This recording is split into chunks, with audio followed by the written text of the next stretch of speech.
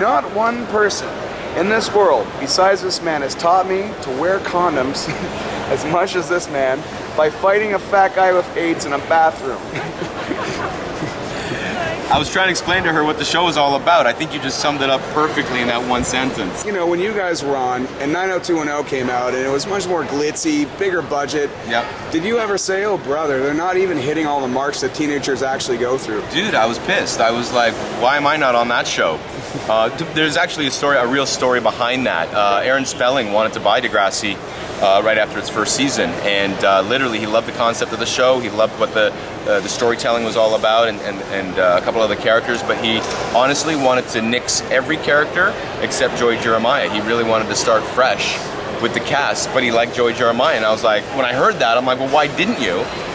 And they're like, no, we couldn't do that. They wanted to keep creative control of the show. The producers loved having it here in Canada. Yeah. And Aaron Spelling was like, okay, well, let me know a little bit more about the show. Yeah. Give me some copies of the episodes. And they did, like idiots. And then a year later, 90210 came out. And if you watch the first 3 episodes of 90210, they're complete rip-offs of our episodes that we had done a year earlier.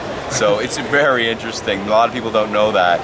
And it is the what if possible scenario. If the show had sold it to Aaron Spelling, it would have been interesting to see what they'd done with it. But, Right. yeah.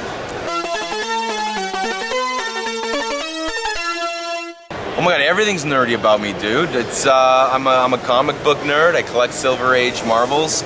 I collect sports cards. I collect cars.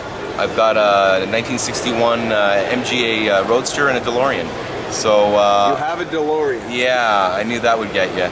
Yeah. But I just bumped into my buddy down there at the other end who's got the Back to the Future car, and that's what we do in Ontario. You're gonna get a picture with Christopher Lloyd in it and pretend you're Marty? I don't want to bother him, man. You know, there's a certain unspoken respect that actors give each other. We don't get all googly over each other, so I might get an opportunity to say hey to the man. Well, if you'd like to meet a fellow bald man, it's my friend Jason. Hey Jason, what's going on, brother?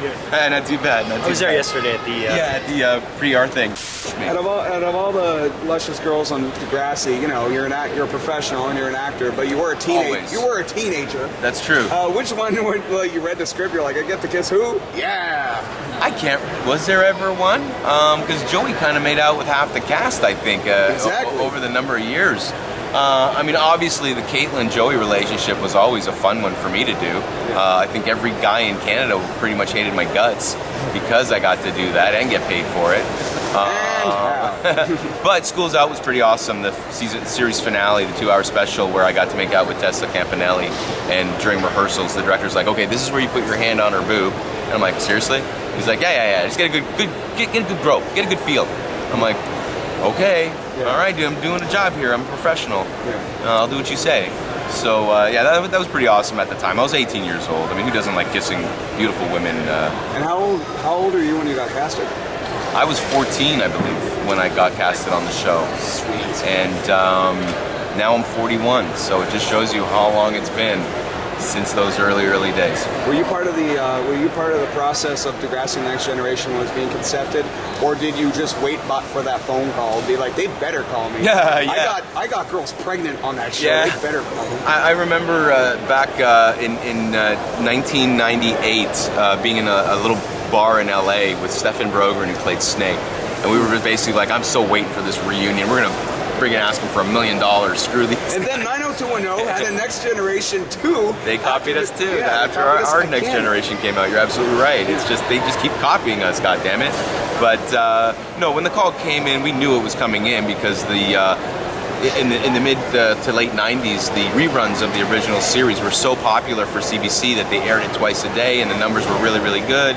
And we just knew it was a matter of time before they brought the show back for a one spin-off special. But then they said, no, we're bringing it back as a series. And now it's been on for like 11 years. Like almost 15, Yeah. dude. It's been insane how many seasons they're doing now. But now it's more like a soap opera, like a real soap opera. Like Much Music Canada or whatever it's called airs it.